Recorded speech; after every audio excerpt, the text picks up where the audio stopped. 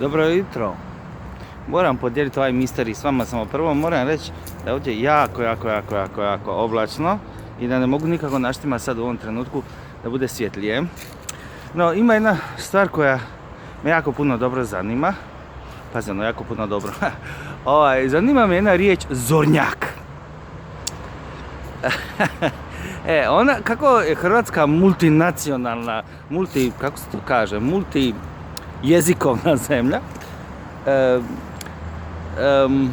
tako taj zornjak ne znači sve isto u svakom dijelu zemlje i ne može da znači. Tako da, recimo, zornjak bi mogao biti ono kad se pajdaši vraćaju ujutro pa dočekaju zoru, zornjak. A zornjak može biti ono, nađu se ujutro najranije pa ajmo jednu zornjačku drvniti, jel? Šta bi to mogao biti zornjak? Ano. I kad je zora uopće? Je li zora kad one komadi za dobru juhu koji se zovu pivci počnu kukurikat? Ili kad izađe malo sunca? Ili kad samo ono svitne? Kad je zora?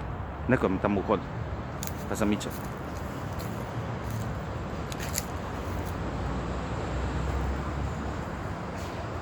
Da, moram se sam maknuo. No dobro, šta je to zornjak? S obzirom da sam u Dalmaciji, zornjak vam znači jutarnji seks. Da, mislim, halo. I sad, kad je taj seks dobar? Je li dobar kad komadi za juhu počnu kukurikat? Je li dobar kad ono počne tek svitat? Ili kad sunce izađe? Ili ako imate dvoje ljudi u krevetu, pa jedan voli kukurikavce, a drugi sunce. No dobro, sve u svemu, to u Dalmaciji znači seks.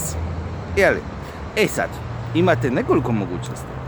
Ako ste sami, ili ne mora značiti, ako volite baš sve faze, od kukurikavca, pa svitanja, pa sud, uvijek možete koristiti vibrator.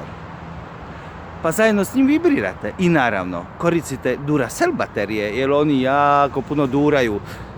Ovo mi izgleda kao ono reklama za Konzum. Kumpiri 3 kune ovaj vikend. Dobro.